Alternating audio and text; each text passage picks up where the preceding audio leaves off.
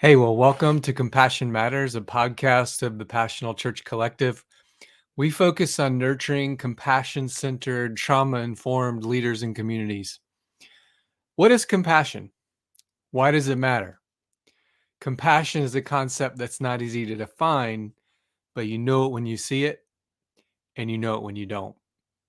In this podcast, when we say compassion, we mean a sensitivity to suffering in self and others with a commitment to alleviate and prevent it. I'm Michael Adam Beck. I'm a pastor, professor, author, coach, consultant, and I'm passionate about the intersection of theology and sociology. I believe that the cultivation of compassionate communities can help heal a world that's experiencing an epidemic of loneliness and isolation. Join us as we explore matters of compassion and compassion becoming matter through research and conversations with experts and practitioners. In each episode, I want to try and pair up a theological concept with a sociological concept, or put a theologian in conversation with a sociologist and see what we can learn from the intersection. So today we'll be looking at Talcott Parsons, his AGIL framework, and the adaptive nature of the early church as described in the book of Acts. So let's begin with Talcott Parsons. He's often regarded as one of the most influential American sociologists of the 20th century. He certainly left an indelible mark on the field. Parsons was born on December 13th, 1902 in Colorado Springs, Colorado. As an undergraduate at Amherst College, he studied biology, sociology, philosophy, earning his bachelor's degree in 1924. And he continued his studies at the London School of Economics and later obtained his PhD in economics and sociology from the University of Heidelberg in Germany. Parsons began his academic journey as an instructor at Harvard University, where he eventually became a full professor. In 1946, he played a pivotal role in establishing Harvard's Department of Social Relations, an interdisciplinary department that combines sociology, anthropology, and psychology. And while he's best known as a sociologist, Parsons also made contributions to other fields, including economics, race relations, and anthropology. His central focus was on structural functionalism, a theoretical approach that analyzes society as a complex system with interconnected parts. And this perspective emphasizes the functions that different social institutions, for example, family or education or religion, perform in maintaining social stability. Parsons' work emphasizes the importance of understanding individual actions, the micro, within the broader context of social structures and systems, the macro. And in The Structure of Social Action, one of his books, 1937, that came out, he sought to synthesize the micro level interactions of individuals with the macro level structures of society, providing a holistic view of how societies function and maintain stability. Parsons also aimed to create a unified theory of human relationships by integrating various social science disciplines. And this ambitious endeavor, known as the Grand Theory, sought to harmonize sociology, psychology, and anthropology into a single framework. Pretty ambitious dude, right?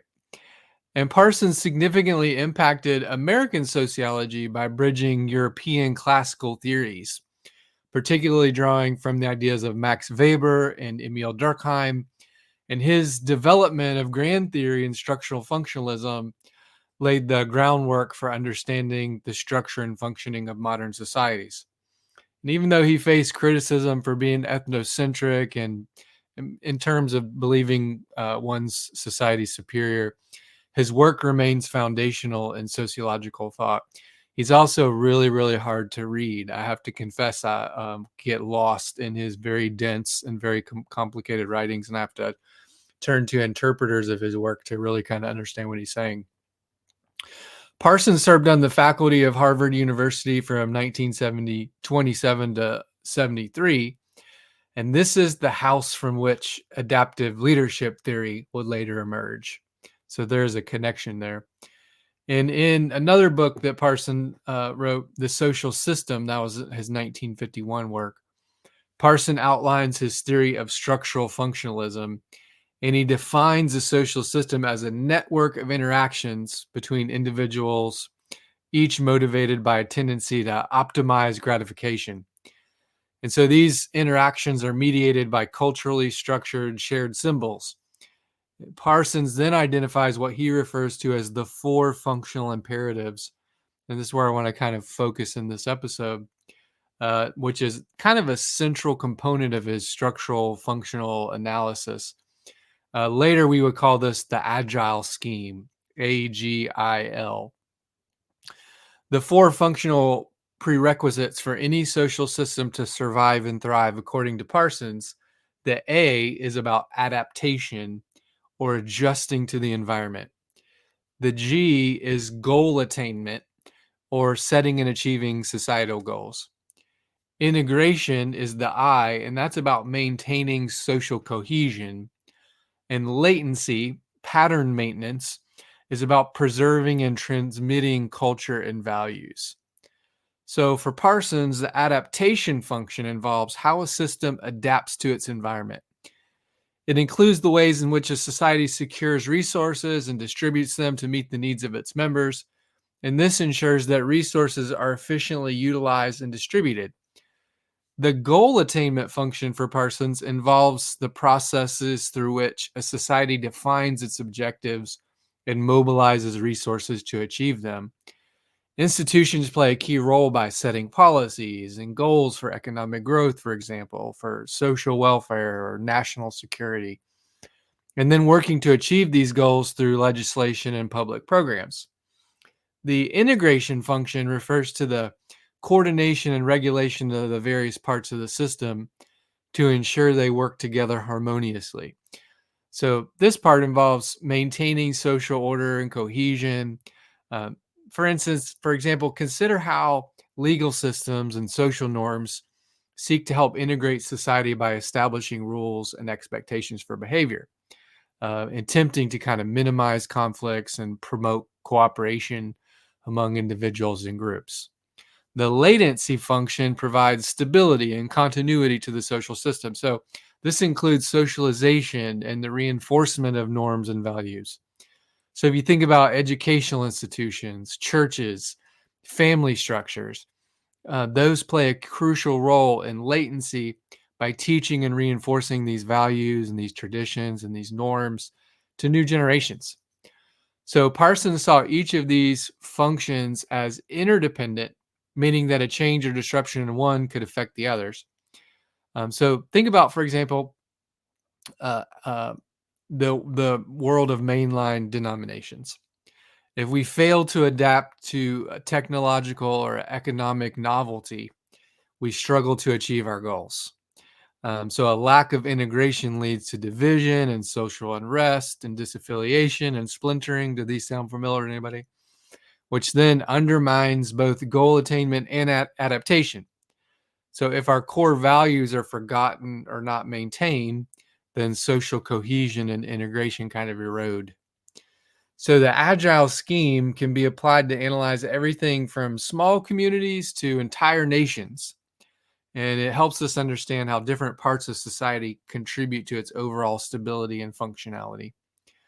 Social adaptation assumes increasing importance when substantial parts of life are impacted by social change in comparably short periods. So remember those dimensions that I talked about, the rapid change that took place during the pandemic. That was in kind of my opening Substack article in the Adaptive Ecclesiology series. But all of those massive changes very quickly thrust us into a wicked domain. And I talked about that in a previous episode. And so that's a lot of social change very quickly. And social adaptation is really important in these kind of liminal, quickly changing scenarios. And so according to Parsons, the ability for generalized adaptation is how civilizations advance. So you could think of this in evolutionary terms, biologically, or the process of evolution, applying that kind of social systems. So if you think of social groups, families, churches, schools, nation states. They must adapt to their surroundings, much like these biological organisms do. So let's take Parsons' agile scheme, and I want to wind us back about 2,000 years and put that in conversation with the early church and the practices of the early church. I often have argued that Luke's gospel should, the second volume of it, is the book of Acts. We just kind of generically call it the Acts of Apostles. And I've really tried to argue that we should rename it the Acts of the Holy Spirit.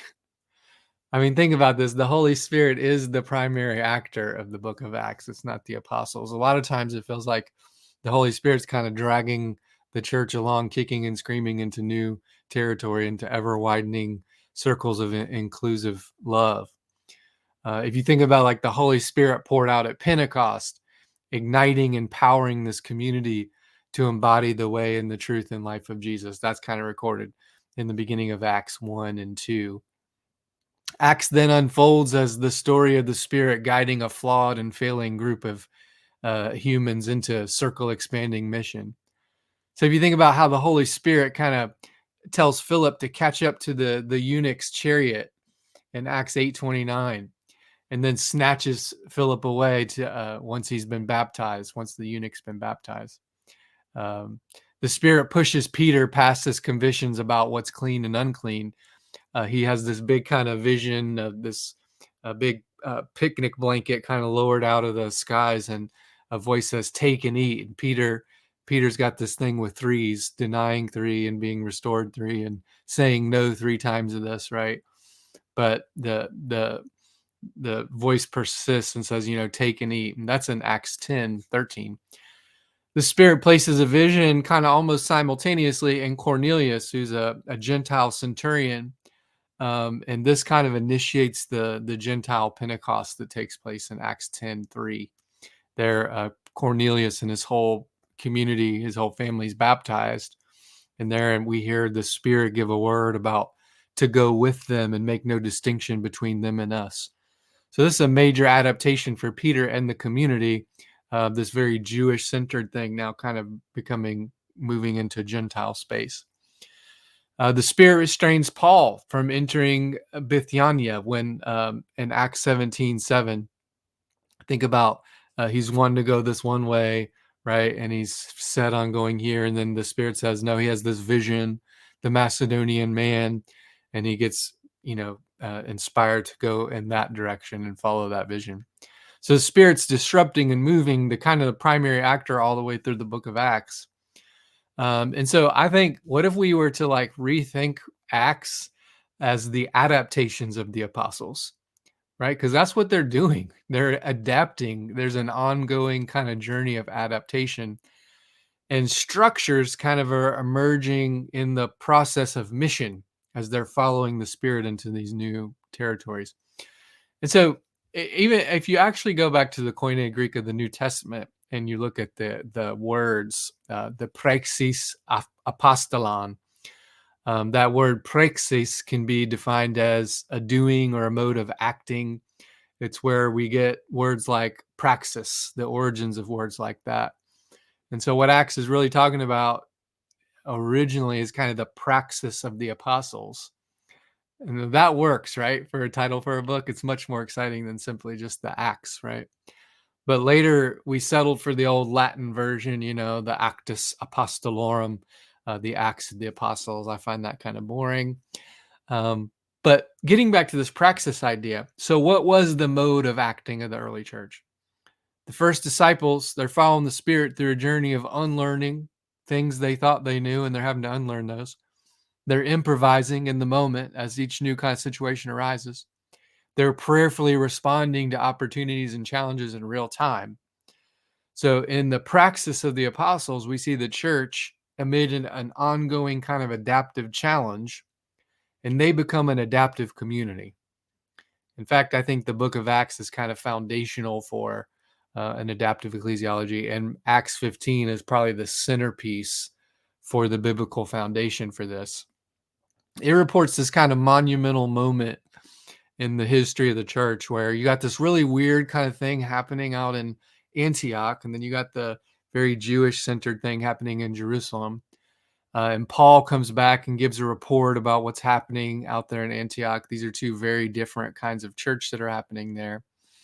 They have the Council of Jerusalem. They pray. A couple people get up and speak.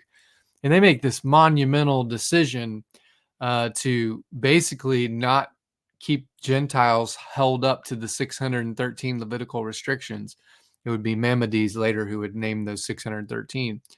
But they're not going to require the Gentile church in Antioch to follow those, and that they were going to do away with the circumcision for Gentiles. So this was really the mark of a Jewish male going all the way back to Abraham, right? This is very significant. And so they adapt in Acts 15, these two very different forms of church among really different groups of people, find a way to live together in a symbiotic relationship. And it's interesting. I don't want to get into this too much, but the word dogma, where we get that word dogma, actually comes from this moment. The word dogma, the origin of it in the Greek is, it seemed good to the Spirit and to us to not put these things on the Gentiles. Now we take that word dogma and we make it like the system of, dogmatics and things we have to believe and precepts, bullet points. But in the beginning, it was an adaptive phrase. It seems good to the Spirit and to us to, follow what God is doing among the Gentiles. So the disciples really understood they were not simply just transmitting something located in the past, but this was a living, breathing faith that was taking new shapes in the present. And I mean, if you think about it, Jesus didn't tell us that he had given all truth to the church, right? Jesus said, when the Spirit comes, think about John 16:13. When the Spirit comes, the Spirit will guide you into all truth. And so in the adaptations of the apostles, maybe a more appropriate name, we see the ongoing movement of Christ's compassion that's now embodied by the church. And that takes precedence over these rigid and kind of confining theological formulas. We see a faith community that's kind of quick on its feet and highly responsive. And Christian theology and the structure of the church were taking shape as they emerged in the process of mission through engaging these new kind of contextual realities. Mission led to ideation and then affirmation. And that's kind of the process, how it lays out. So the church from its very genesis was adaptive. Its ecclesiology was formed in the process of mission. So how do we get agile again in a church that really seems like we're not very agile, that we're not very adaptive, that we're more kind of rigid and really stuck in these very kind of concretized structures? So the first apostles in the adaptive space, they were adapting to external environment by securing the necessary resources and managing environmental challenges. And that include physical adaptation, like they met in homes in the temples. They had to put their bodies in different spaces. That meant economic adaptation. They shared all things in common. I'm thinking of Acts 2, the 40s verses. There was social adaptation. They were breaking bread and dedicating themselves to the apostles' teaching and the prayer. Later, that would include inviting Gentiles to the table. That's very socially adaptive. People who were considered unclean and outside. Their adaptability enabled them to come with external situational exigencies that they were able to secure and allocate the necessary resources to survive and thrive in periodically hostile environments. So that included both the physical resources, such as their food and their shelter, the social resources, such as their skills and their knowledge. And consider, for example, how an adaptive nature, think of the adaptive nature of the house churches, right? So early Christians met in homes. They didn't have dedicated church buildings. And this flexible approach allowed for intimate fellowship. It allowed for a kind of adaptability to local circumstances, to be more of a network that could respond and be agile in that way. Contextualization was a key feature of their adaptability. The gospel would take new shapes in the different contexts where it was proclaimed and embodied. but without compromising those core truths of Jesus, right? But if you think of like Paul, for instance, he tailored his approach when he's preaching to Jews or when he's preaching to Gentiles, he would adapt that. Think of the goal attainment of the early church. They really had a clearly defined goal, empowered by the Spirit. If you think about Matthew 28, Jesus says 18 through 20, go and make disciples, right? Pretty clear what their work was. In the book of Acts, before Jesus ascends, Acts 1, he says, now go and, spread the gospel in Jerusalem and all Judea, Samaria, to the ends of the earth. And so they mobilized available resources and actors to achieve that collective objective. And clarity about the mission ensured that the system could fulfill its central purposes and maintain its coherence. So the early church was highly mission focused. It constantly adapted to spread the gospel more effectively. And this included sending out missionaries like Paul and Barnabas, establishing new congregations in diverse regions. So think about the integration of the early church. The early church learned to regulate the interrelationships among its component parts to ensure harmony and coordination. So integration involved the management of the social relationships, the enforcement of norms, the resolution of conflicts, and all of which are preserved in the New Testament writings themselves, right? All that's in there in the Gospels and the epistles and the letters. The well-integrated system minimized internal disruptions and promoted collective solidarity. So consider the radical inclusivity of the early church, breaking down those social, ethnic, and gender barriers. For example, Gentiles were welcomed into what was initially predominantly a Jewish movement. Women played significant roles in various capacities. Structures emerged in response to the missional opportunities. So if you think of the situation with the Hellenist widows complaining against the Hebrew widows because they're being neglected in the food distribution, this goes back to Acts 6. Some are saying we're not getting fair treatment here. And so the early church kind of responded and organized a leadership structure, right? Of presbyteros and diakonos, these elders and these deacons. So some people are going to serve tables and distribute food and really do that work of the church. Others are going to be dedicated to the preaching and the prayers, and they kind of organize a structure to facilitate the mission. But that's an adaptation that's happening because of a real need that arose, right? And then latency, if you think about the early church, how it maintained and renewed the motivation of its members and the cultural patterns that guided their behavior. So that involved the socialization processes, like discipleship, right? The transmission of cultural values, the apostles' teaching, the reinforcement of social norms. There's instructions in there about handling conflict and leadership roles. Latency ensured that the normative foundation of the early church remained strong and resilient. So the early church included a variety of diverse giftings. I think of Ephesians 4, the apostles, prophets, evangelist, shepherd, teacher, the APEST framework that missiologists like Alan Hirsch have done a lot of work with that. But the diversity allowed for the church to address different needs and contexts effectively while holding on to its core values. Now we could ask ourselves, do we see this diversity of gifting in the church today? Do we see the agility? Do we see any of these things really prominently in the church today?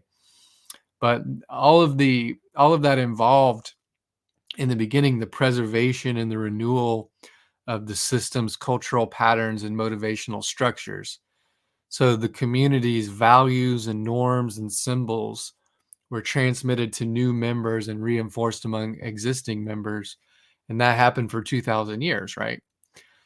So adaptive ecclesiology in the New Testament refers to the way the early Christian communities adapted their structures and practices and organized their leadership to meet challenges and opportunities. And these adaptive strategies helped the early church grow and thrive in a variety of cultural and social settings. And in that sense, adaptive ecclesiology is an awakening of the core praxis apostolon, the primary mode of acting. And this agile praxis, I think, can be utilized to help churches thrive again today. Hey, if you want to go deeper with this stuff, follow the link to the Substack. And thank you for listening to Compassion Matters. If you enjoyed the episode and it added a bit more compassion to your life, please share it with a friend. And if you want to connect with us or learn more about Passional Church Movement, check out passiodei.com and find us on Instagram and Facebook and Twitter. And remember, compassion matterized. Let's make it matter. See you next time.